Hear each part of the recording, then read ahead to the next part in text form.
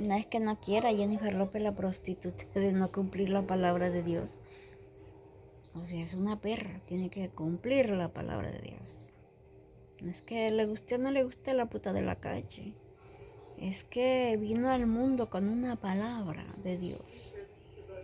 Y esa prostituta la cumple o no la cumple, pero de que la cumple. Si no, allá en el fuego del infierno la va a cumplir. Allá va a ser cumplida la palabra de Dios. Igual el perro de la calle.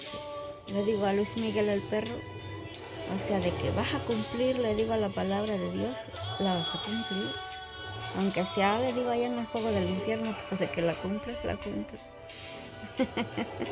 Así no se queda.